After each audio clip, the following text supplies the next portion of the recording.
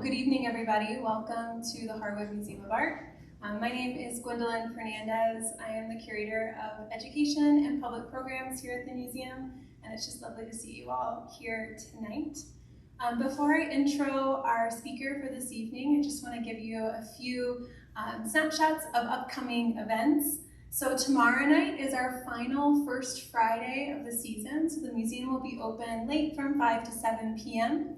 And we are transforming the backyard into an outdoor studio. So Twirl will be with us, we'll have live music and lots of art making, as well as space for our educators in the community to come learn about other programs that are happening around town. So come check that out, let your friends know. Also in September, it's September today, later in September, I don't know how that happened. Coming up in 2 weeks, the D.H. Lawrence Ranch will be celebrating its 100th anniversary, and we'll have 2 events happening here at the Harwood. There is a film screening of a documentary called D.H. Lawrence in Taos, which features interviews with folks who knew Frida and D.H. and are talking about sort of that community. And then on Saturday in the afternoon, we're going to have a talk that both looks at the history of the ranch, but also looks forward to the future and the renovations and plans that are happening there. And that will also feature a recently rediscovered portrait of Frida Lawrence. So we'll have that on view for both of those events. We are also bringing back our teen art lab. So if you know any young artists ages 13 to 19, that will be on September 10th. And we'll be doing that as a monthly series. We also have a really exciting lineup of fall exhibitions coming. It's going to be the Fall of the Cowboy, so we're really excited for those 2 shows.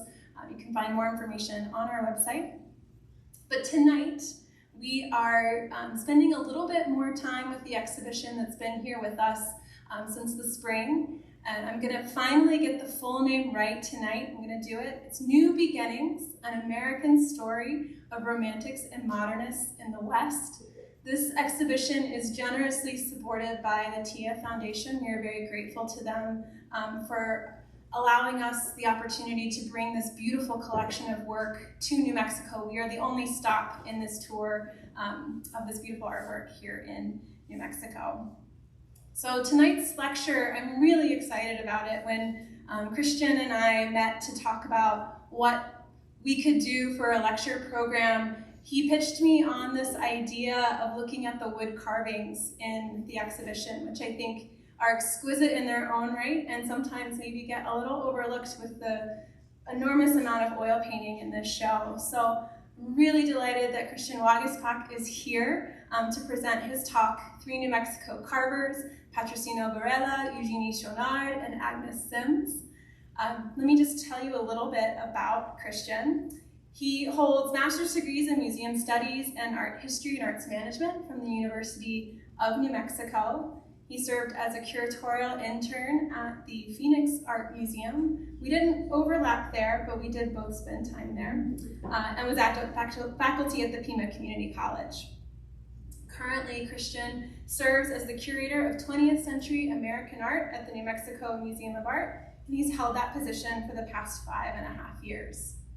In 2019, he curated Carved and Cast, 20th century New Mexican sculpture, an exhibition exploring regional sculptural styles specific to the Southwest, centering the medium in its own conversation about innovation and craft. He has lectured on Eugenie Shonnard for the Denver Art Museum, the New Mexico Museum of Art, and the National New Deal Preservation Association.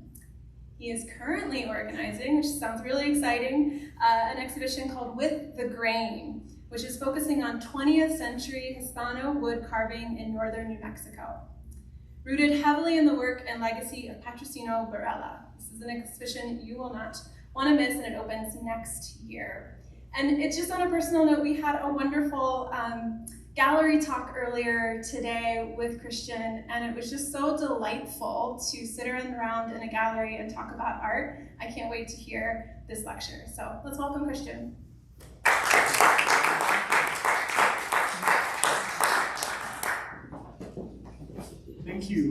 Shonnard, for that incredibly joyful introduction. And thank you for inviting me to be here tonight. Thanks to Juniper and everyone at the Harwood for inviting me to share your space and to be part of this program. It's a real honor and a real treat. And thank you all for coming. It's good to see you. This exhibition is, so as Gwen was saying, when we got together at Davison's talk the last time he was here, I thought, I would really love to do something around this exhibition, because as somebody whose bread and butter is really creating surveys of New Mexican art, I feel like I can say that this is one of the most exquisite and exciting and just, gold star projects that look at New Mexican art history, that has presented it in a very digestible yet very thoughtful and deeply researched way. And the artwork that's on view in these galleries is just, they're some of the most exquisite gems of New Mexico art that I personally have seen. So it was a pleasure to see it. Thanks to the Harwood for hosting it. And I was just chomping at the bit to get some way that I could be a part of the program too, because I thought, I want in on that, that's really good.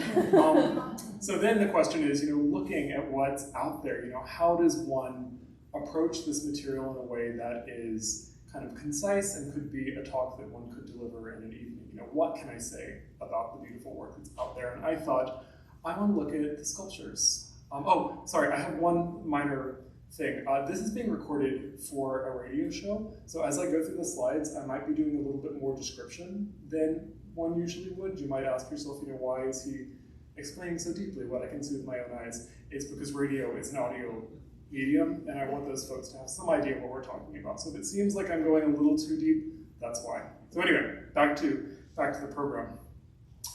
How did I choose the scope of this talk? So, looking through those galleries, seeing those, beautiful, awe-inspiring, breathtaking oil paintings, I was brought to mind of Ad Reinhardt, who famously said, a sculpture is something that you back into when you look at a painting. I often feel like sculptures, though near and dear to my heart, have a difficult time competing with those stunning, shimmering jewels and canvases that you see out there. So I thought that, as this exhibition was wrapping up, I wanted to give some credit to these beautiful little pieces that shared the space with their stunning brothers and sisters. As Gwen already said, I have a bit of a background in New Mexico sculpture. In 2019, I curated Cast and Carve, which I believe to be one of the first broad surveys looking at the history and theory behind sculpture in New Mexico during this time period. It's one of my kind of specific interests. I'm excited to get to expand it with the upcoming exhibition on Hispano wood carving in northern New Mexico. But I realized that the sculptors, the wood carvers particularly, because there are other sculptors in this exhibition that I won't be speaking tonight, Charles Blodgett, for instance, who did gorgeous kind of bronze cast busts. But I'm looking particularly at the folks who are interested in working with wood. And part of that comes out of my current research interest in these Hispano artists who are working with wood, but also kind of seeing the way that these artists have engaged this material, particularly here. And I'm just showing you what I have up on the screen right now is an installation shot from carved and cast 20th century New Mexican sculpture. And what I did with that exhibition was take the space that we have in New Mexico art, do throughout the space kind of a broad survey of artists working with carving and casting media. So this was a sculpture show that excluded things like installation, for instance, just to make it digestible, and working with what we might consider more traditional media, and looking at various themes throughout their work in the central part, but then taking the 5 alcove spaces that we have in our galleries and dedicating them to particular artists that I thought made an interesting contribution to sculpture in the space and times art history. And among those were Eugenie Shonnard, Patrociño Barela, and Agnes Sims. So when I walked into this gallery and saw the 3 of them highlighted in this exhibition, called out as some of the important New Mexican sculptors that are able to hold their own against the work of folks like Gerald Cassidy and the Towel Society and Rebecca James and Katie Wells and all of those fantastic folks who are out in those galleries, I thought, I'm going to give them some attention because they've earned it. So I want to start with discussing somebody who should really need no introduction here in Taos at least, Patrociño Barella, a hometown hero. Patrociño Barela lived from around 1900 to 1964. We aren't entirely sure of the birth date, but we know that it's around that time. He was actually born in Bisbee, Arizona, and his family traveled around the western part of the United States doing agricultural labor before settling in Taos, New Mexico, which he kept as his home for most of the rest of his life. There were a few times where he traveled out of state to Oklahoma to do work, but always came back here. And what I'm showing you on the screen are the two of the pieces that are on display in the exhibition. Patrociño Barela's Untitled Stool, which is a low-lying kind of cylindrical piece with 3 legs. It is a functioning bit of furniture as a stool, which is kind of uncommon in his work, but not completely unheard of. Particularly, he was commissioned by Mabel Dodge to do more functional pieces for her own home, and those pieces are now in the collection of the Folk Art Museum in Santa Fe, and they're very interesting if you want to get another kind of approach on his oeuvre. And I was excited to see that this was included, because mostly when we think of Patrociño Barela, who I should say, the Harwood Museum has one of the most stunning collections of his work. I will be lifting from it generously for the exhibition in Santa Fe later. But for those of you who are familiar with the museum, you're familiar with their regular installations of his pieces. But they're mostly, foot tall or 2 foot tall tabletop in the round pieces. So to see some of his furniture was interesting, I think, and I was excited to see that here. And around the edge of this stool, so there's a flat top, it keeps the organic shape of the piece of wood that it came from. So it's shaped in a way that if you were to cut down a tree and bisect about a 2 foot chunk of it, you still keep the irregular edges, which have been smoothed down to make it comfortable. And then around the center of it, a series of abstracted faces with some cruciform images carved into that, and then 3 legs that are left relatively roughly hewn attached to the bottom. Next to it, there is another piece that is next to it in the gallery, Patrociño Barela's Untitled Peace figure. So it's untitled, but we call it Peace. And I like this piece. We'll talk about it a bit more in detail, but what we're seeing is about 1 foot or 2 foot tall dark wood piece, gently kind of curved in a bit of a loose crescent shape, in which he has done low relief on all sides of the piece. And I'll show you both sides later. In the gallery, you can only see one side, so this is going to be a little bit of a treat. So loosely carved, low relief, following the grain of the wood, the general form of the wood. There are a few pieces where the carving kind of goes all the way through and punctures the surface, with abstracted faces kind of peeping out bit by bit as you go around. And then next to that, I have a historic photograph of Patrociño Barela in his studio, which was just, for those of you who are, of course, familiar with the Ranchos de Taos Church, it's, maybe about a 5-minute drive from there, and that's where he lived and worked. And here you see the artist with a piece in his lap. He's carving it, he's looking down at it, and he's surrounded by other objects. So it seems like this photograph is probably, not maybe so much the organic moment that it presents itself as, but maybe a staged presentation of Barela at work as he's carving away at one of his tabletop pieces. But you can see behind him one of his largest works, this low relief door that serves as a backdrop, and then some of his other sculptures populating the ground around him, and a barrel next to him that shows his working tools. And before we get going, I just want to share a very powerful experience that I had a couple weeks ago while doing research for the upcoming project, when I was able to visit with Patrociño's grandson, Luis Barella, at his studio that is near where Patrociño's was. And he had an open studio, and it's in his garage. It was very similar to the way that Patrociño's was set up. And he said, "Do you want to see something cool?" And I said, "Of course I want to see something cool." And he showed me a chisel that he uses, and it was his grandfather's chisel. Patrociño died in a fire in his studio, so this place burned down, so it was only the metal bit. And Luis told me that he and his family have used that chisel to begin each of the sculptures that they use as a bit of a blessing and honor from their grandfather. And I just thought that was really beautiful and special. I wanted to share that with you. But you can see those tools kind of splayed out in the foreground to kind of show the way that he works. And then, of course, the quote from Time magazine, which I'll discuss a little bit in a minute, but that in 1936 he was acclaimed to be the discovery of the year. I bring in this slide to kind of give us an idea of a broad sweeping view of the way that he worked. So I think that a lot of folks who are maybe a little bit less familiar with Barella and his larger body of work are very quick to maybe pigeonhole him as a modern saint maker. And of course he does come out of that tradition in a certain way. And particularly when thinking about woodworkers here in northern New Mexico, you have to think about the traditional santeros, right? Folks from here in Taos, but also places like Cordova, who have carried on the legacy of saint making. And so when I say words like santo, what I mean, for those of you who don't know, are the kind of three-dimensional Catholic religious sculptures that have been carved here since the Spanish colonists came to New Mexico and used as objects of religious devotion, and have continued to kind of grow and develop aesthetically and historically in their own history to create kind of a very particular artistic moment unique to northern New Mexico. Barella definitely has ties to this tradition. As the story goes, he became interested in carving when he was once asked to mend a broken 19th century santo. So he was asked to kind of recreate some of the woodwork that had over time broken or fallen off. He enjoyed that very much. He enjoyed the process of carving. During this time, he was making a living as a laborer and really just taking any jobs that people might send his way.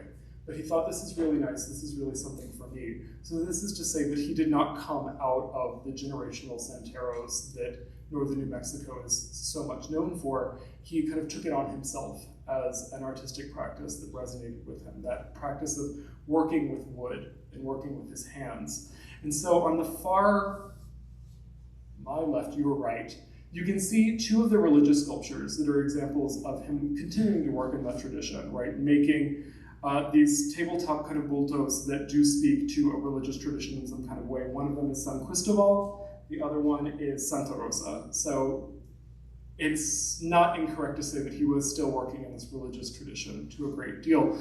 But I think that his work becomes a lot more interesting when he moves past that moment. And I wanted to bring in a few of these others to show ways that he's brought in other approaches to subject matter in his own work. So the two next to that, so moving in, we have a picture of two sculptures. One is titled Man and Demon in Flames. And what we have is, again, a very closed piece and carved in relief. And here you see him kind of working with the grain of the wood to create this abstract face that is kind of to the left of the overall composition. But unlike his other faces, this one has this jagged row of teeth and these kind of slanted eyes. And then he's allowed the undulation and the grain of the wood, which he's enhanced with his own carving, but let that guide him, create this sense of fire and flame that engulfs this little creature. So it's this, again, related in some ways to Catholic iconography, right? The idea of sinners or demons perhaps burning in hell, but bringing it into a bit more imaginative and even playful way. And then below that, untitled anthropomorphic form. So kind of taking his imagination to the next level. And here we have a figure that looks like a kind of humanoid figure sitting down with its legs outstretched, but then its face has morphed into this almost horse or fish-like creature. And for those of you listening on the radio, I know that those two things really wouldn't go together very much, but if you could see this, I think that's the best way to describe it. It's elongated, it has a small mouth, a little snout, and these large growing eyes. It's sitting on top of the head of this otherwise humanoid form. So bringing in this idea that, you know, has existed in society since time immemorial, the hybrid animal-human monster that could be, you know, a minotaur or a skinwalker or a werewolf or any kind of freaky little homunculus that Barella is letting his imagination kind of run wild with and creating. Moving on, we see him kind of moving into the more vernacular or quotidian scene, right? He's moving away from religious or spiritual or even, you know, deeply supernatural forms and looking at everyday life and bringing that into his work, which is in and of itself a modernist practice. This figure, which is, you know, a closed shape, it's got a series of different heads that all kind of back up against each other. They're elongated, they are stylized, you have these kind of sharp noses that jut out of these kind of flatter faces with a heavy jaw. The hair tends to kind of fall around in almost a veil-like form. Their hands grasp, cross and kind of grasp right below their necks. This is family scene with dog. So, moving very far out of the kind of larger Catholic or biblical imagery to just look around you and think about scenes of everyday life and incorporating that into his practice just as much as some saint or story from the Bible. Below that, another kind of vernacular scene, his usual closed figure is about a foot tall. There are 3 of them here. They're all facing forward. We mostly see them represented by their heads, but there's a large figure looming over 2 below them. The arm of the larger figure reaches around the neck of one of them and holds them in, and then reaches around the face of the other one, covering its mouth. It's called a dispute. So they're kind of looking at the maybe more unpleasant aspects of vernacular life, bringing in those things that not only trouble us spiritually, but trouble us on an everyday level. And certainly for those of us who kind of know a bit more deeply about Barella's background, he certainly was in many ways a troubled individual. I don't want to go too much into that. I want to focus on his art and his contributions, but he was often described by those who knew him as somebody who, quote, had too much light in his head. And had to kind of get through life struggling with how to work around those issues. And then at the very end, getting really kind of into the nitty-gritty of everyday life. I really like this one when I found it, so I decided to bring it in. Copulating figures, and for those of you who can't see it, they're just 2 kind of humanoid shapes hugging each other, connected in certain areas, and looking off into the distance. And then below that, a sculpture that I was excited to find because I didn't know it existed until this very week. But a self-portrait that he did. And this one is, again, a low, closed figure. And you can kind of think of the shape of a stump of wood that's been worked away. But there's a humanoid figure in the middle, seated, almost kind of like an enthroned figure in certain ways. If you think about religious art, if you think of Jesus or Mary on the throne, you can kind of get that sense of the composition, holding the tools of his trade. So he's got his chisel in one hand, and then an unfinished sculpture in the other. So I thought it was interesting to see the way that he represented himself in his own work. So again, very abstracted, but a nice look at how he viewed himself as a craftsperson and an artist. Now, how did Patrociño Barela gain some fame outside of here in New Mexico? He really blew up in the 1930s when he became part of an exhibition at the Museum of Modern Art called New Horizons in American Art. New Horizons in American Art was an exhibition that surveyed New Deal work that came out of the United States, and it really threw kind of a broad net across the nation. And I'll show you an example of some of the work that got in there, but I wanted to bring it. So it ran from September 14th to October 12th of 1936. And this is a quote about Barela's involvement in that exhibition. So Patrociño Barela, with 3 of his wood carvings and his little son. So this is next to, for those of you who can't see, it's next to a historic photograph of Barela holding one of his sculptures. His son is on his knee wearing overalls, holding another one of his sculptures, and then resting on Barela's other knee is a low relief sculpture that he did, and they're standing in front of an adobe wall here in Taos. So Patrociño Barela, with 3 of his wood carvings and his little son, this humble day laborer of New Mexico is the most dramatic discovery made in American art from the past several years. 7 of his remarkable wood carvings are included in New Horizons in American Art, an exhibition of outstanding work done under the Federal Arts Project, which will be on view at the Museum of Modern Art, New York City, until October 12th. And then it goes on to give some information about the particulars of the show that's not on anymore, so I won't read them out loud. But this is the kind of imagery that New Horizons, so there was also a publication. So when you went to the exhibition, you would see the artwork, of course. You would also see photographs of the people who made the artwork, and there was a publication. And so this was widely circulated around the United States, showing Barela, showing his family, and showing the kind of work that was on view. Of course, 2 of the pieces that he holds there, these were done under the auspice of New Deal arts programs. So not all of his work was, but some of it indeed was funded by that money. A lot of those are now held in the collection of the National Hispanic Cultural Center. They originally were donated to the New Mexico Museum of Art before the National Hispanic Cultural, they're not in the National Hispanic Cultural Center, excuse me, they're in the Folk Art Museum in Santa Fe, which is part of the state collection. This is because private individuals can't legally own this work. It's the property of the federal government and thus the property of every American.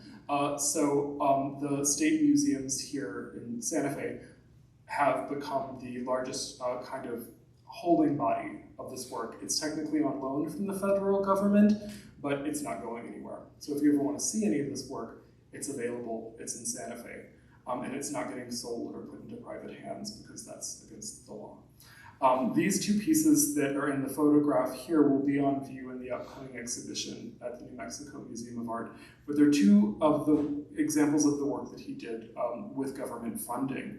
And here you can see, they're small, maybe about 1.5 feet tall, vaguely religious themed. So you see in the one that he's holding a father and a mother figure with a small child, arms outstretched, a kind of cruciform in the middle, with a large bird kind of bringing them all together. And this is the kind of work that he would have shown in New York, and which gave him this international acclaim.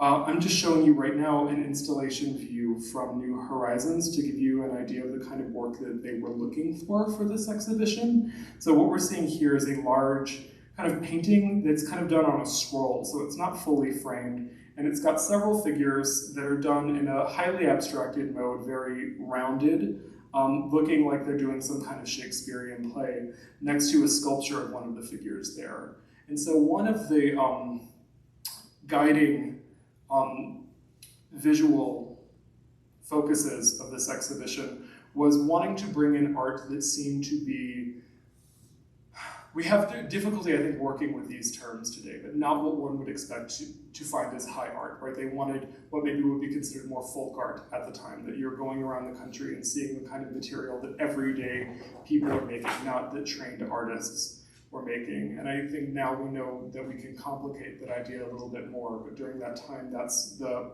perspective that they were taking. And so when they brought in Patrociño's work, it was under that idea, right? He was an untrained artist, untrained, right? He didn't go to Europe to study. He wasn't part of the major modernist circles that were happening in New York, yet still his work spoke to these people in a certain way. And we'll discuss why that was in a second, but I wanted to give you an idea of how he was brought in and how he was being presented to the masses during this time. Here, this is what I'm showing is another photograph of Barella in front of the same adobe wall, wearing the same clothing that he was pictured with his young son earlier, but with kind of a low stump that he's using as a table with a small bit of wood on it and two carving tools, looking towards the camera, but looking as if he's about to dive in and create a new masterpiece at any moment. Here, it's labeled the Museum of Modern Art, Patrociño Barela, and quoted, he turned his talent to the trees. And what I think is interesting about this is the way that it's forefronting his relationship with media, with his media, which is one of the things that I find most interesting about his work, the way that he seemed to work in dialogue with the wood, right? That he created these forms, but in many ways allowed the piece of wood that he was working with to guide what the overall final composition might be. If there was a knot in the wood, he wouldn't throw it out, he would work around it and make it a vibrant part of the composition. If the wood wanted to turn a certain way, he would allow that to happen and make that part of the twerk of the figure. So I think the idea that he is finding his inspiration really from a dialogue with his materials, a love of working with wood, is an important way of understanding him, and another bit of why I would like to separate him a little bit from maybe the more traditional idea of a santero, right? They are making sculptures that are supposed to have a deep religious significance in terms of the iconography, right? They're making a Guadalupe, they're making a San Isidro. Here for Barella, sometimes he's doing that, but really what he's doing is seeing what the wood has for him. And one of my favorite stories about that is he was walking around the plaza here in Taos one day, and he had a piece of wood that he hadn't started on yet, and he ran into a collector who he owed a piece to, and he hadn't finished it yet. And this guy comes up and he says, "Hey, Patrociño, where's my sculpture? I've already paid you for it. Why haven't I gotten it yet?" And he reaches into his bag and he pulls out this piece of wood and he gives it to him. And the guy says, what's this? And Barella says, well, the sculpture's in there, I just haven't taken it out yet. But I think that that's a really interesting way of thinking about his work, and if anybody's ever been, and this is not a new idea, really, if anybody's ever been to the Uffizi, where David, the famous statue of David is, you walk through this row of unfinished sculptures by Da Vinci, where, the figure isn't entirely taken out of the marble yet, but they're still, very interesting pieces in their own right. But these Renaissance sculptors very much thought the same way, that the work lived in that piece of marble, they just haven't brought it out yet.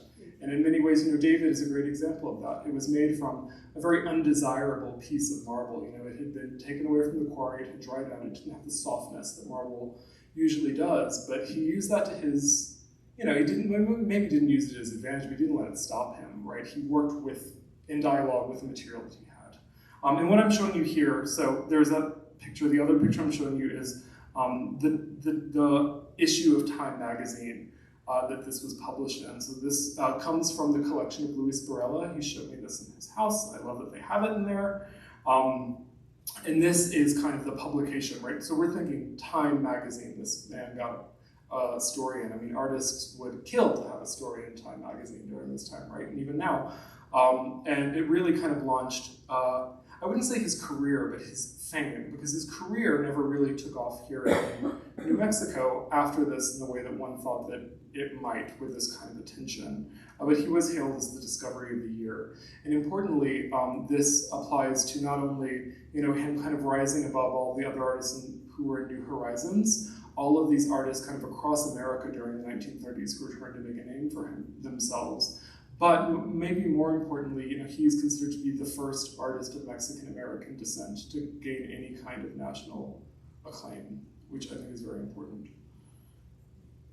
Okay, just to talk a little bit about the piece that you see in the gallery, this is the piece. And I'm showing you two sides of the same object, one from the front and one from the back. And this was a process that he engaged in pretty often, where he would work in the round with a piece of wood, kind of let the wood tell him how he wanted it to be. Sometimes they're fully frontal, like for instance, in the gallery, if you go there's the piece next to this one called Crucifixion, and if you look at the back, there's not a lot to see.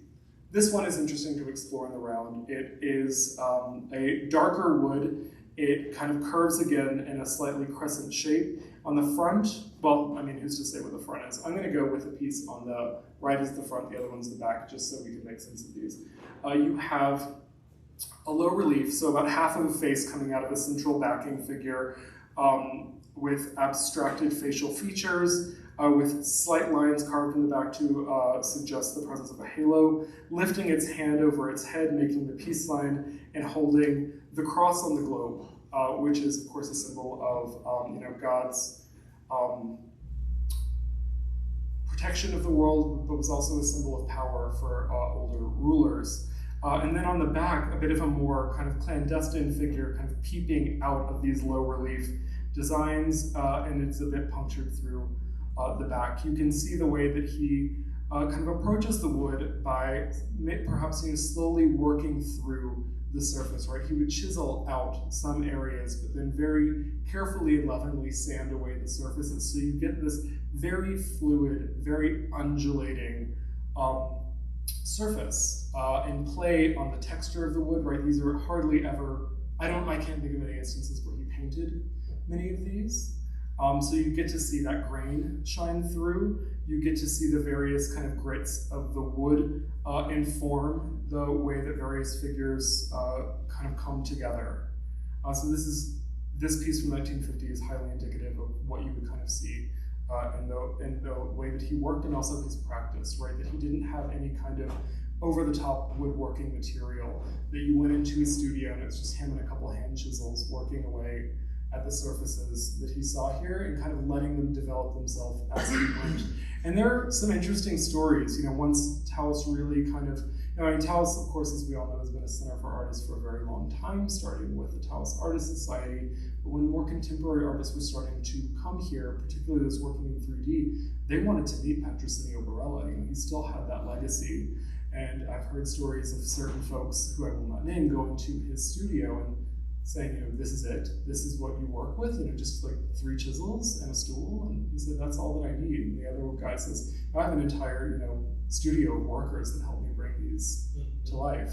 So that simplicity, really that idea that these come out of a relationship between hand and chisel and material, I think is very intimate, and one of the things that I think is really beautiful about these.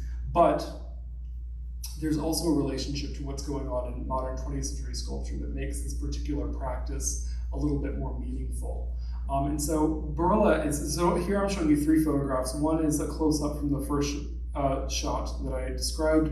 The other 2 were images of Barella at work on a piece. One, he's outside, kind of clipping away some side pieces for a freestanding tabletop sculpture that's sitting on his lap, which fills me with anxiety when I see people hold wood sculptures in their lap and then just start kind of carving away towards themselves.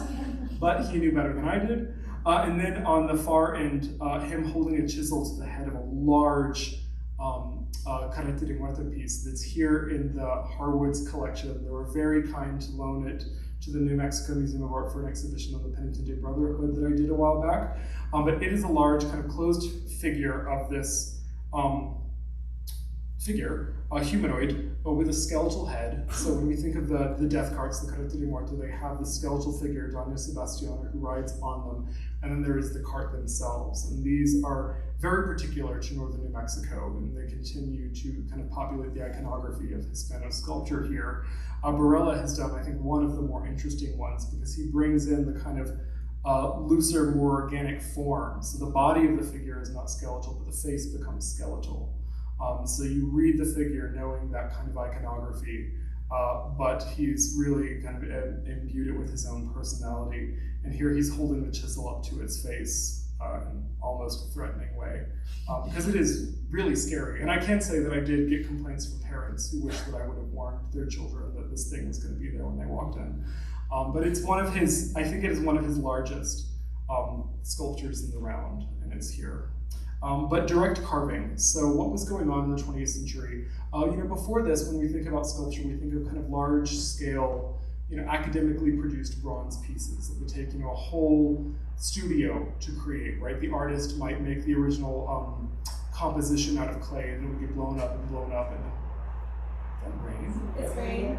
Hallelujah. Blown up, and become this kind of industrial process, right? That everything about the finished piece was planned out ahead of time. Over the course of the 20th century, particularly the beginning, sculptors were trying to turn a little bit more inward.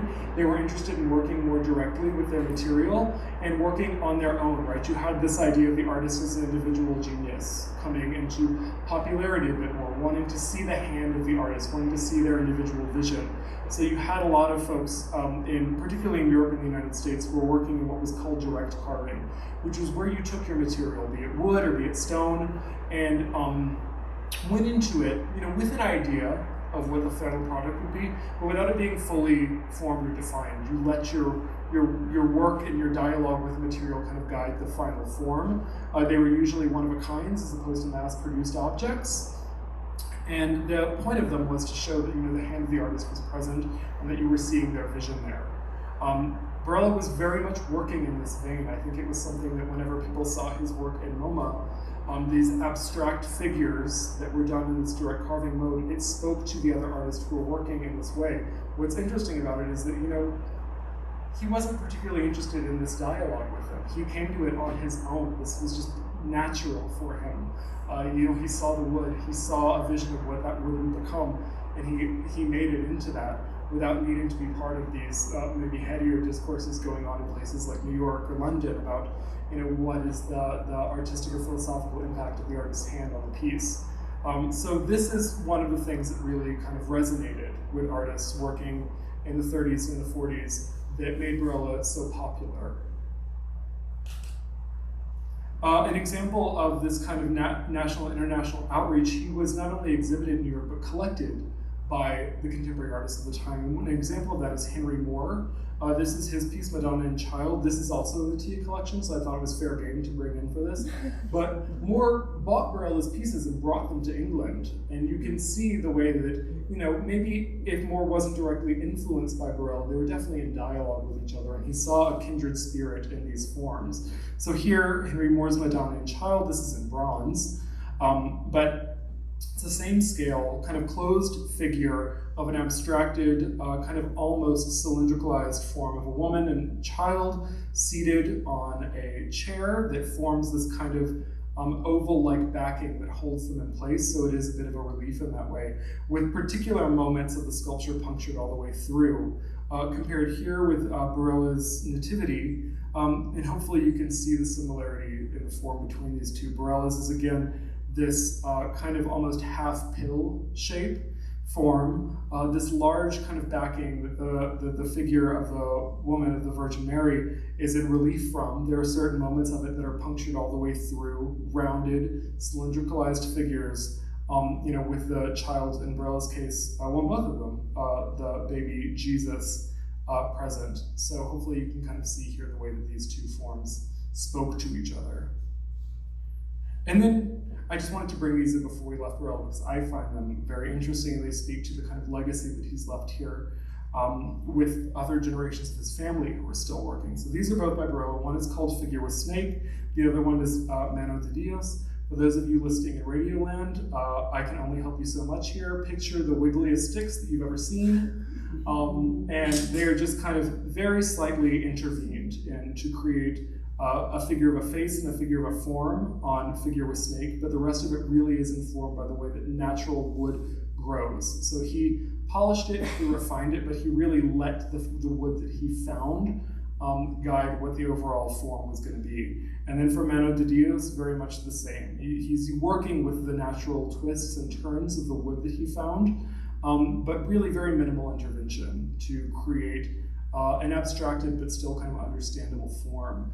And in speaking with Luis Barella and Daniel Barella, they talk very much about how this informed their own practice, right? That when they're looking for pieces, they go out into the woods and find a piece, a branch or a stick or a log that really already has this natural kind of shape to it, and then they see what they can give back to that and work in dialogue with these natural forms. And I think that kind of interest of working in tune with nature, right? That you are not the master of these materials to turn them into what you want them to be. You work in dialogue with these materials to make something kind of organic and a bit more maybe poetic, a bit more kind of zen here is important to their practice. And I think really something very interesting that's going on in this work.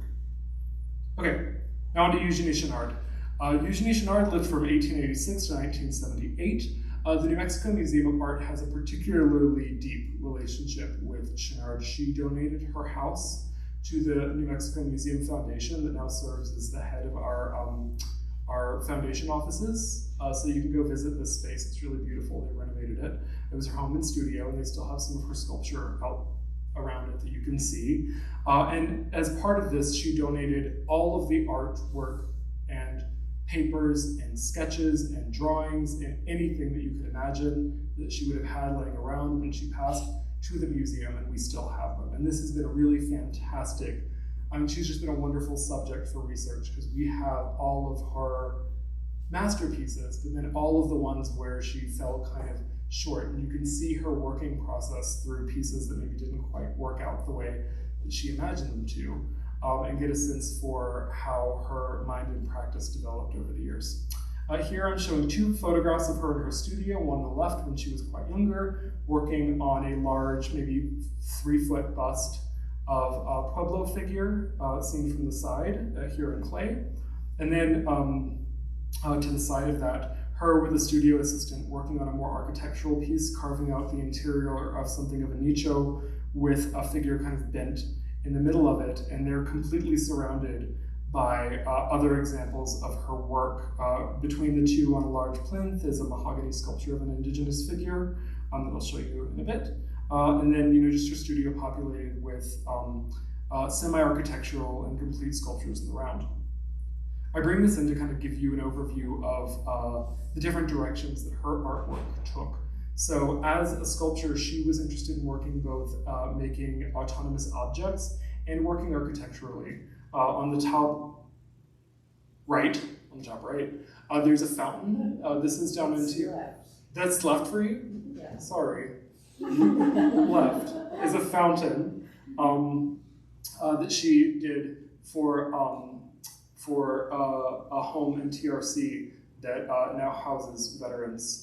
And the New Deal art project is working to have this piece conserved and brought back to its original splendor. So if anybody's interested in that, reach out to them. They're still raising money for this project.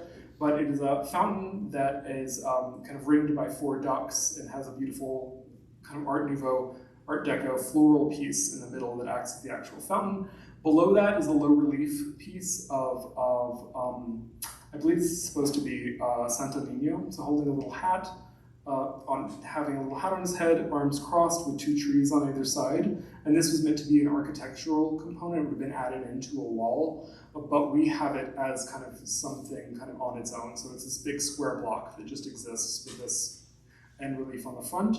In the middle are 2 sculptures that she did of animals. She was very fond of animals, and they make up a huge portion of her work. Most famously, she did a bust of gorilla at the New York City Zoo that she was very proud of, because she was never sure so she would go into the studio and sing to it to calm it down, but she was never sure if it was going to sit quietly or rip her head off. But it sat quietly, and it's a really beautiful sculpture. But rabbits, cranes, she loved working with animals in that sense, so I wanted to bring that in. And then her portrait busts. On the top, I'm showing you kind of an Olmec-inspired head, a bit of a Puebloan figure. This is done in marble, so it's a head sitting on a plinth looking rather stoic, with a band around the top and the hair kind of falling just to the chin. And it's carved in marble. And below that is a portrait bust she did of a Brittany peasant. She spent a lot of time in Brittany kind of making paintings and drawings and busts of the figures that she found there.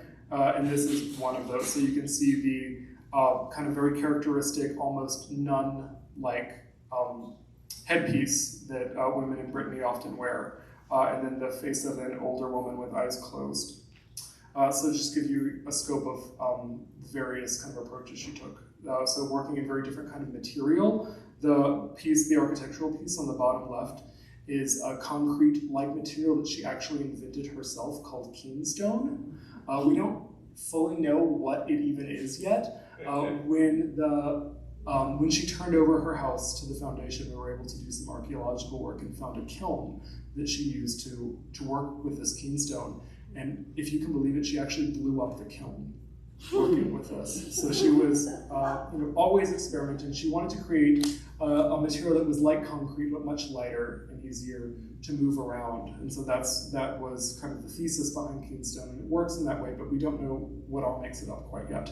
On to heavier materials like marble, these heavy stones, and then of course wood. I want to give you a little bit of background in terms of her training. So in the 1910s, she decided she wanted to be an artist and went to the New York School of Applied Design for Women because it was one of the few places where as a woman she could go and study.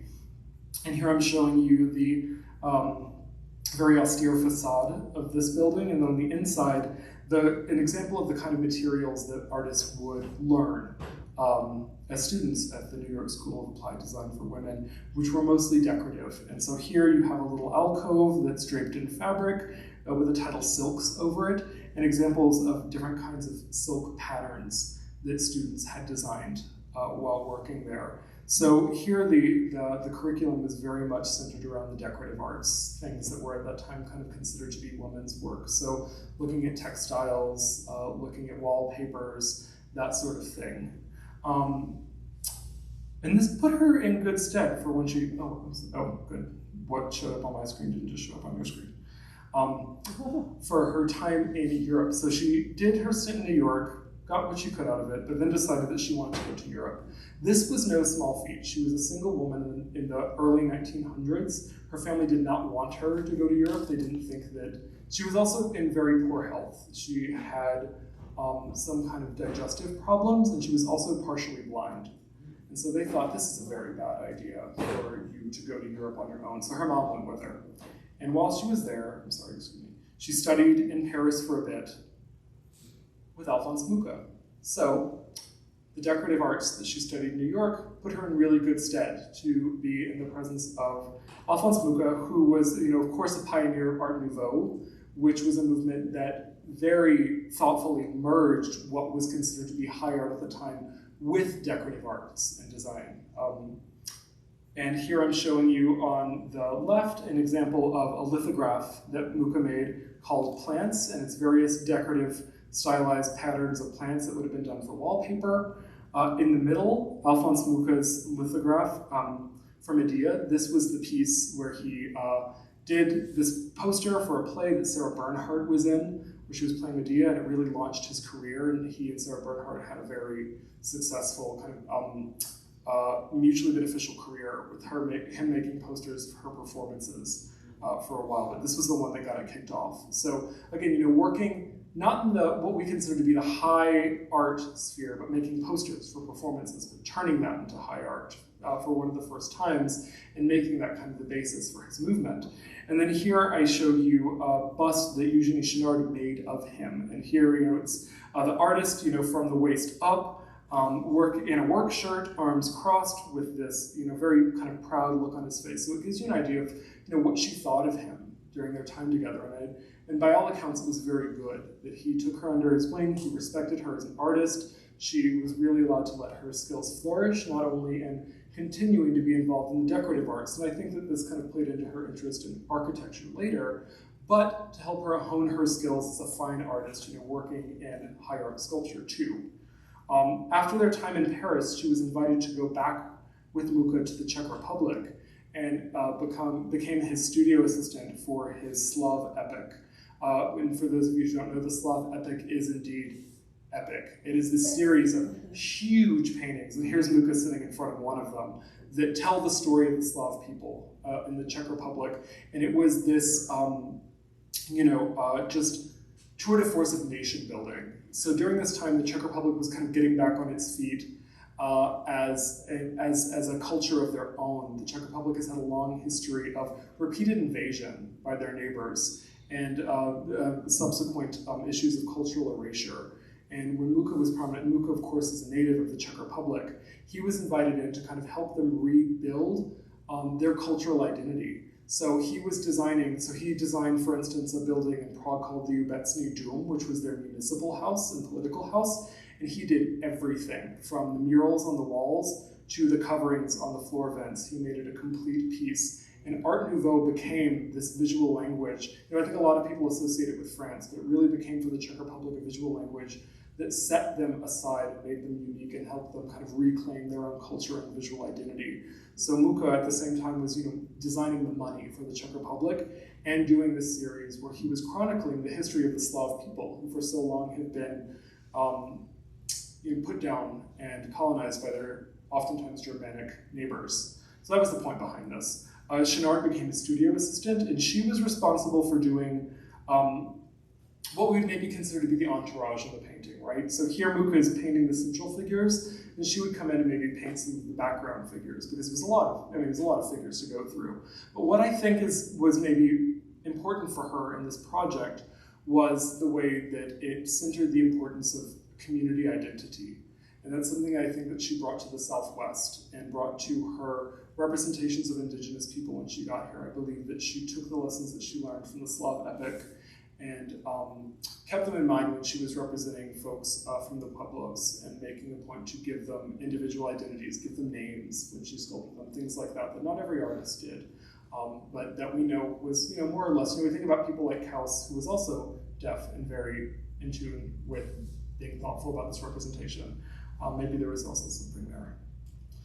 She gets back to the United States, begins study at the Art Students League, and studies with James L Frazier. So what I'm showing you here is a photograph from a class at the Art Students League. And one of the things that you might notice is the gender of most of the participants. Almost everybody in that picture is a woman.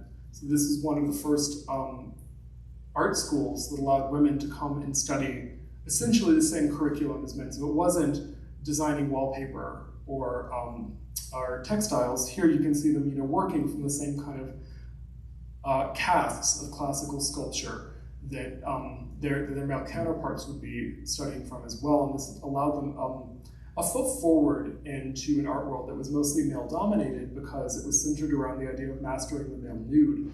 It was considered to be inappropriate for a woman to be in a studio with a male nude painting it. So that was one of the reasons why they were so often kind of kept from that education that would have allowed them a career. So, artists like Sarah Bonner, for instance, was able to work around this by painting animals, for instance.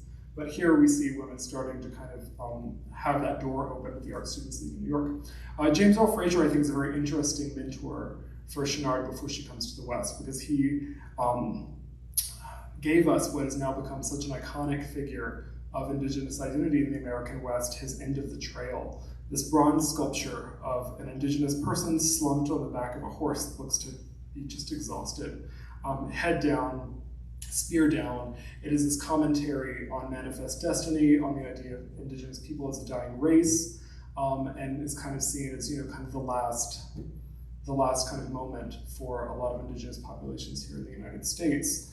And I pair this with one of Shonnard's sculptures of Indigenous people because I think that working with somebody like Frazier and knowing this kind of narrative, but at the same time, breaking through so many glass ceilings on her own, working with somebody like Luca in the Czech Republic and dealing with a large project that was centered around kind of re-championing the cultural identity of a group of people who were thought to be less than, who were thought to be kind of, on their way out to the Slavic folks in Central Europe. She didn't buy in to the idea of manifest destiny and Indigenous people as a dying race. She usually always represented them in a way that was prideful. And here I'm showing you one of her pieces. This is in the New Mexico Museum of Art's collection, but it's very similar to the ones that you see on display outside. Chief Oyusia communicating with the Great Spirit, and it's a large, about maybe 4 foot, 5 foot tall mahogany sculpture of a Indigenous chief in a large plains headdress, hands in his lap, kind of looking up and off into the distance. But quite the opposite of the kind of representation we see in Frazier. And this was very popular, this piece particularly, but also this moment in her career. And she traveled back and forth between the United States and Paris exhibiting this kind of work. And here I'm showing you a 1926 brochure from a show that she did at the Galerie Nard in Paris that shows, a stylized version of this very same sculpture that she used as the frontispiece for her exhibitions working in France. And she built a strong career kind of in a transatlantic vein working with this Indigenous material. I should also say that she had trouble finding a home in France because she never really learned to speak French. She tried a little bit and then decided it was just too hard to bother and gave up, which I absolutely sympathize with. Coming back to the United States in 1926, she comes to New Mexico and she meets Edgar Lee Hewitt, who is the director of the New Mexico Museum System and our museum in various School for Advanced Research. He was an anthropologist, an archaeologist, an educator, and a museum administrator. And he was very keen in taking artists in and giving them studio space at the museum with the goal of turning Santa Fe into something of an artist destination. The kind of artists that he chose to work with, of course, oftentimes overlapped a bit with his own anthropological and archaeological interests. So whenever he saw Shonnard's work that was chronicling the Pueblo people, he thought, yes, absolutely, this is somebody that I want to champion and bring in. Another thing about Hewitt that many of the women in his circle often commented on was, he was known for being difficult.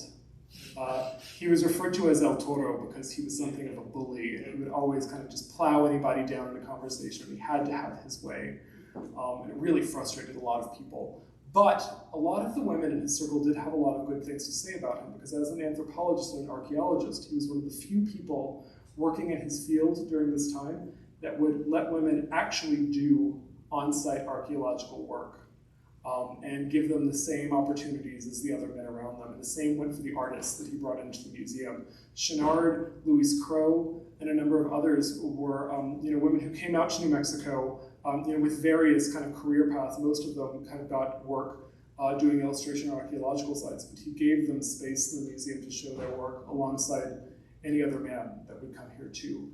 And Shonnard was one of these artists that he championed in that sense. And I think that that is important, even though he was very difficult in many other ways. And this is kind of exemplary of the kind of work that she made there. So this is the exhibition that these are a few pieces from the exhibition that she launched at the Museum of Art. He gave her a solo show in 1927, and she was working with mahogany and stone, doing these portrait busts of indigenous people.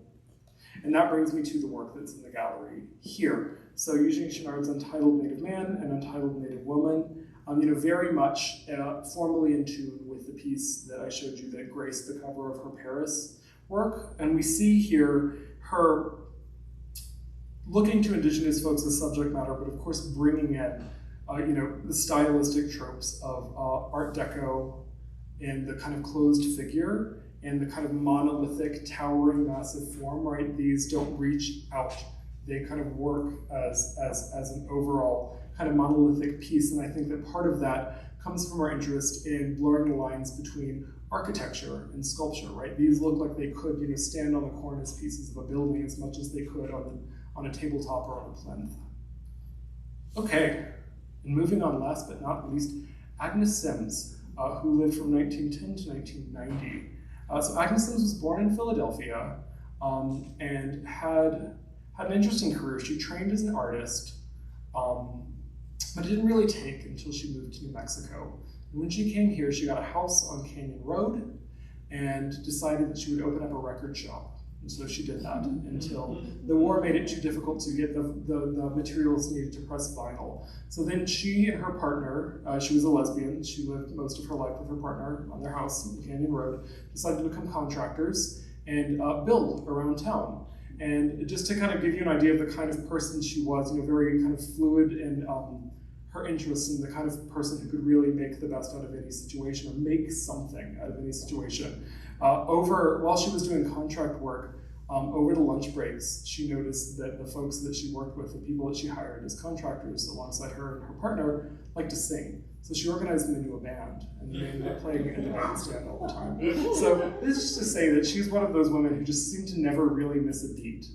And here I'm showing her in front of one of her paintings with this fantastic fuchsia ascot, holding paintbrushes, looking to the side, posed in very much the thoughtful artist kind of way, paired with an example of the kind of work that we see in the gallery. These are not the pieces that are in the gallery right now. These are 4 pieces from the New Mexico Museum of Art's collection, but they're very similar to what's in the gallery right now. And they are these wooden, abstracted, kind of flattened figures that are representing a deer dance. So one of the things that really caught Sims' interest after the record shop didn't really work out, and she got kind of bored with contract work, but she kept it up, was petroglyphs. She began exploring the Galisteo Basin and the San Cristobal Basin south of Santa Fe, where there's some really exquisite examples of petroglyphs if anybody's ever made it up there. I'm showing 2 examples of them along the top. And these are, dark black volcanic rock with these carved in, very light, oftentimes linear, but in some cases the light area fills whole forms and planes.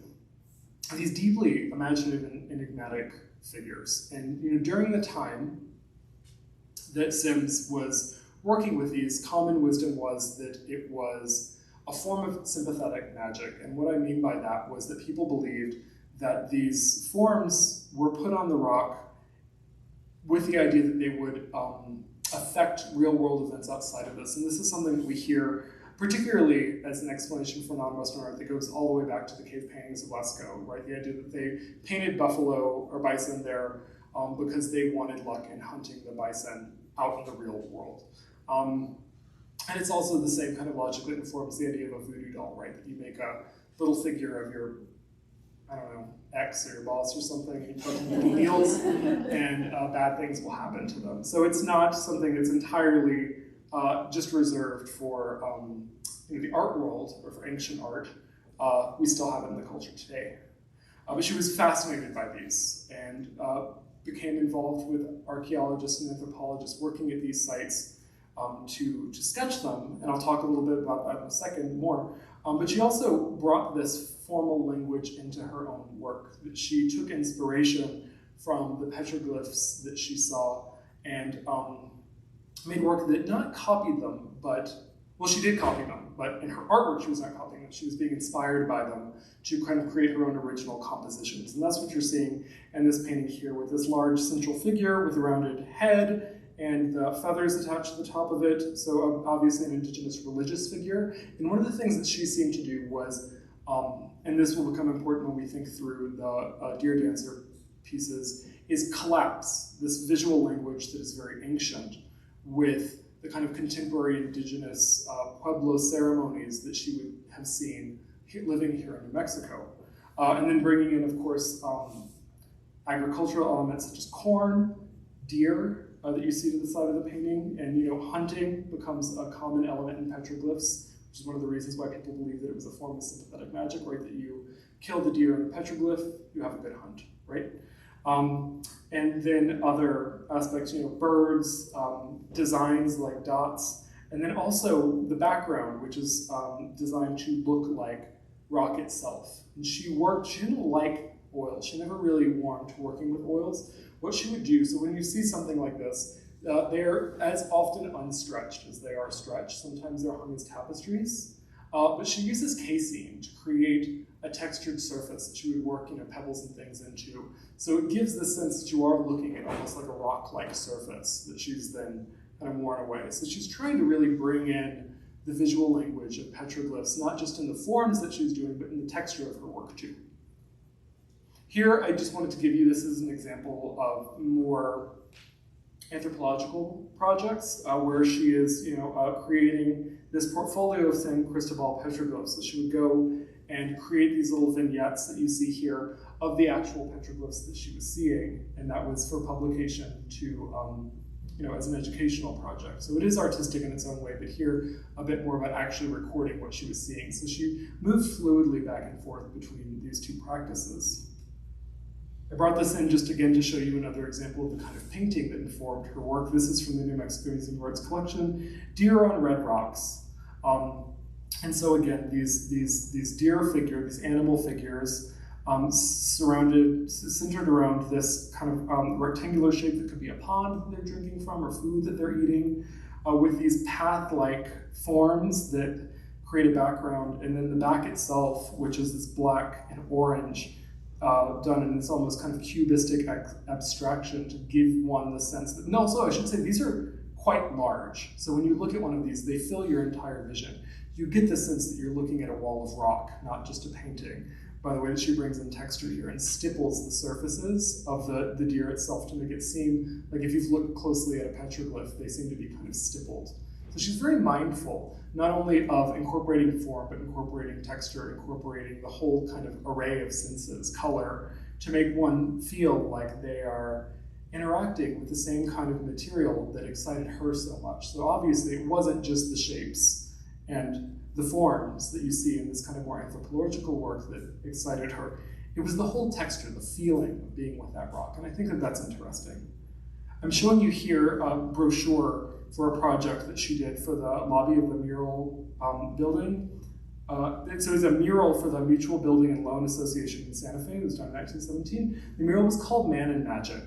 And this is to speak to how she interpreted this material personally. It wasn't just and so what you're seeing, for those of you in radio land, are a green rectangle. Half of it is got a copy of one of her petroglyph-inspired paintings on the bottom of it, done just in grayscale, and then the large title Man and Magic on top. But to give you the idea that these weren't significant to her just as archaeological or historic anomalies. She was very interested in the kind of metaphysical or spiritual potential of this kind of imagery and iconographies. She called it Man and Magic, and I think she believed, maybe not in a literal sense that she thought that she could draw a deer and then she would go hunt it and she would be okay, but that she really responded to the idea that that was what the folks who created petroglyphs believed, and that deep spiritual understanding was what was perhaps just as exciting to her as the formal elements of the work that she's dealing with.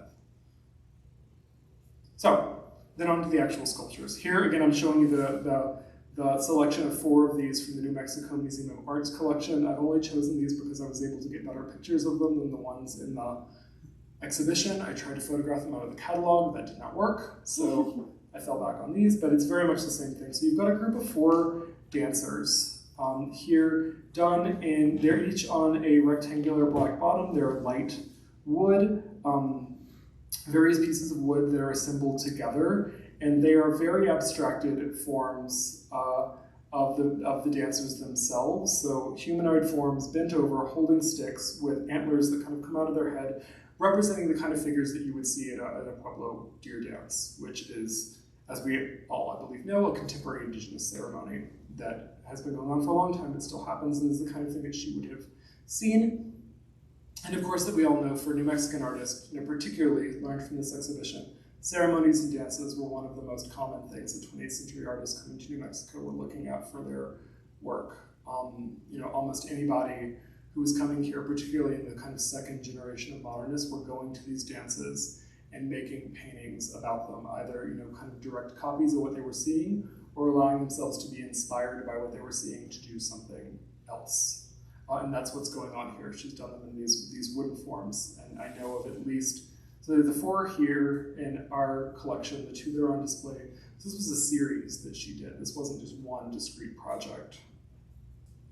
Here I'm showing you these, an example of one of these deer dancers alongside a brochure for a show at the Catherine Vivano Gallery in New York City. And I think this is important because it's showing the figures that she's using for her deer dances. Obviously, this is a graphic representation of the sculptures that she showed in the show, and indeed these sculptures were in the show along with paintings and drawings. But here she's done it in a way that echoes the kind of illustrations that she made for the San Cristobal program. So what she's essentially doing is casting these pieces back into ancient times by representing them in the same language that she would a petroglyph. But here it is a contemporary ceremony that she would have witnessed, but is speaking to the ancientness that she feels about it and the kind of spiritual impact that is long-lived. Here, I wanted to show, just to kind of bring home the point that these dances were incredibly common among 20th century artists, that even Barella did one. So this is Agnes Sims's deer dance paired with Patrociño Barela's deer dance, and you can kind of get a sense for, there's a lot of similarity here, right? The abstracted forms, the twisted faces, the flattened out bodies, the sticks, the antlers, of course. But for Sims, it's a bit more put together. For Barella, very rounded and almost more cylindrical, so you get a sense for the way that he's brought his own style into that.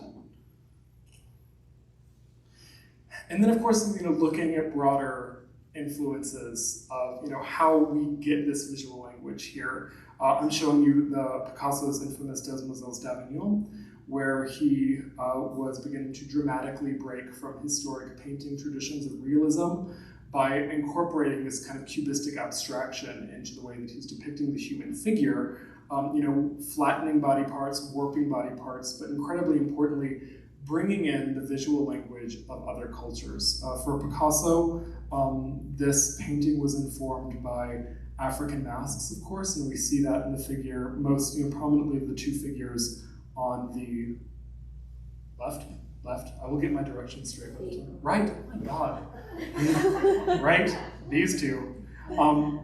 So inspired by African masks, right, the way that they have, take a geometric approach to the face, the way they simplify forms down, the way they incorporate particular kinds of textures and colors. And of course, anybody looking at Patrociño Barela's work made those connections too. His work looks a lot like not only African sculpture, but oceanic sculpture as well, which was popular among modernists at the time, depending on what nation you were from and what particular group that nation was colonizing at the given moment. Of course, Barella wasn't looking at these. He came by it a bit more naturally, but that connection is certainly there. Sims, on the other hand, you can absolutely see the way that she's incorporating this cubistic language into her work. And I think that it's interesting because she is doing a similar project in terms of her relationship to culture that Picasso and so many of the other Modernists who are looking for an artistic language outside of what we consider to be the Western tradition. Here, she wanted to find some way to marry the indigenous cultures that she found very interesting with a visual language that would bring something new to the table. I think she originally looked at petroglyphs for that as a way to take from the cultures that she was finding here and create something a bit more modern in the way that Picasso was taking from African art, but also Iberian historic sculpture. There's some of that here too, mingling it together to create a new form. She's doing that with her representations of the deer dance, but of course also in the way that she's twisting these faces, flattening out the facial features, making the eye this oval that sits in profile while the rest of the deer headdress looks forward. In the way that the legs tend to kind of transform, we think maybe back on Barella's anthropomorphic figure, it is both hind legs of a deer and the legs of a person. She's bringing in that national and international dialogue and style to distinctly New Mexican subject matter. And that is what I think many of these folks are doing. What makes New Mexican sculpture special? Why is it that somebody like Patrociño Barela can show up at MoMA and become a national and international success almost overnight? Why is it that these works in this exhibition shine alongside the paintings that are, brilliant jewels and masterpieces on their own? What did New Mexican sculptors have to contribute to the national dialogue that made them significant? I think what's going on here that makes this material still interesting for us, half of a century later, is that New Mexico, of course, has never been provincial. We've always incorporated national discourses, international discourses, brought them here and done something special, usually through tying in the indigenous and native cultures of the region, sometimes with various approaches of cultural sensitivity, but infusing them with something that only the Southwest can offer, and making this marriage of local and global that really didn't develop in many other places in the United States. So I will now have questions.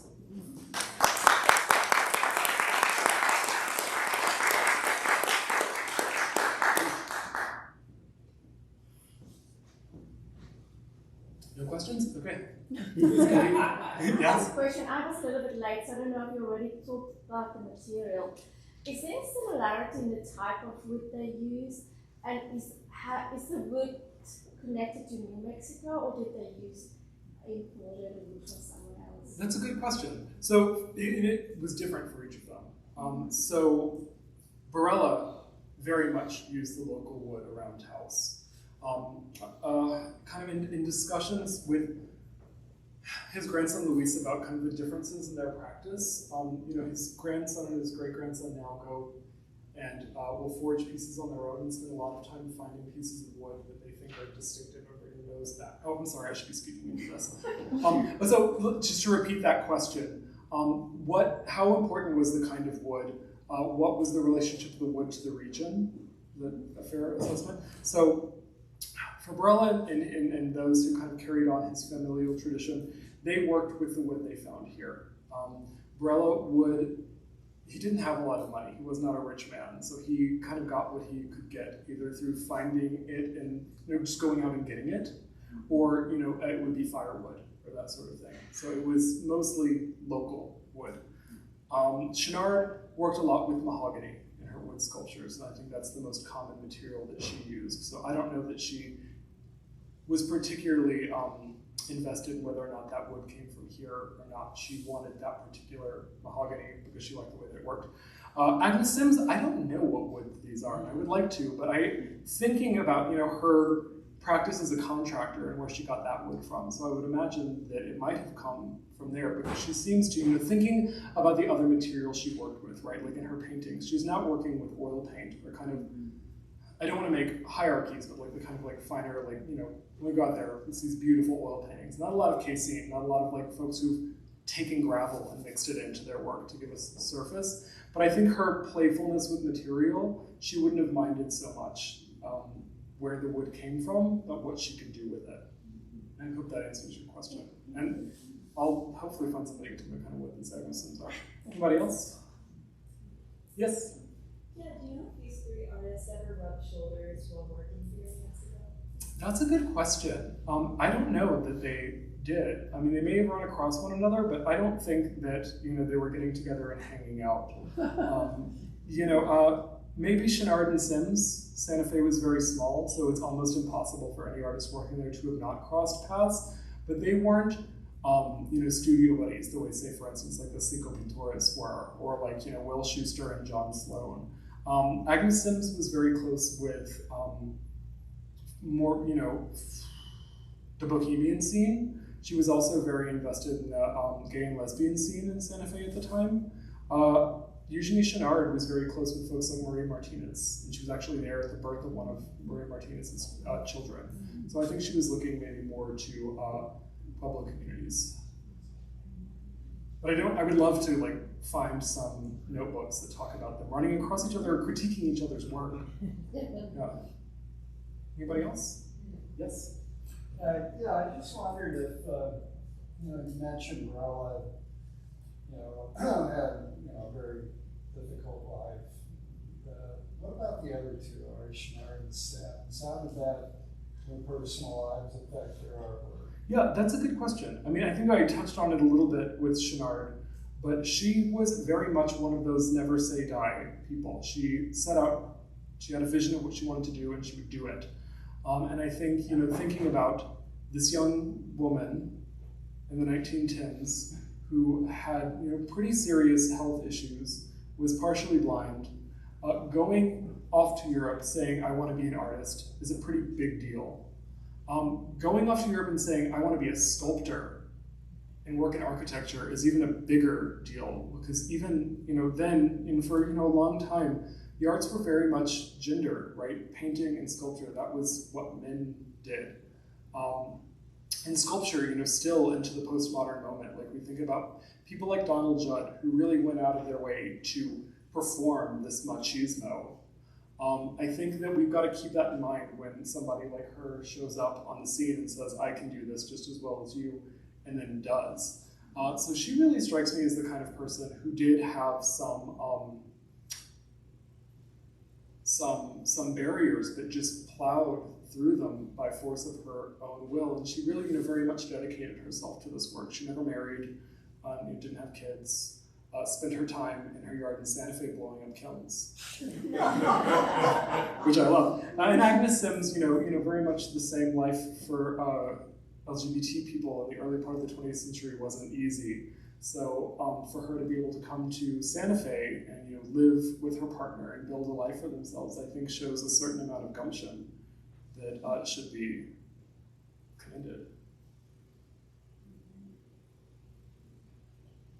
Anybody else? Speak now or forever hold your peace. Okay, well, thank you very much for spending your night with me.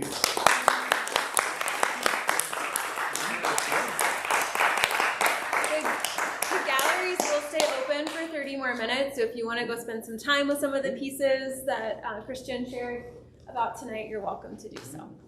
Thank you all for coming. Thank you.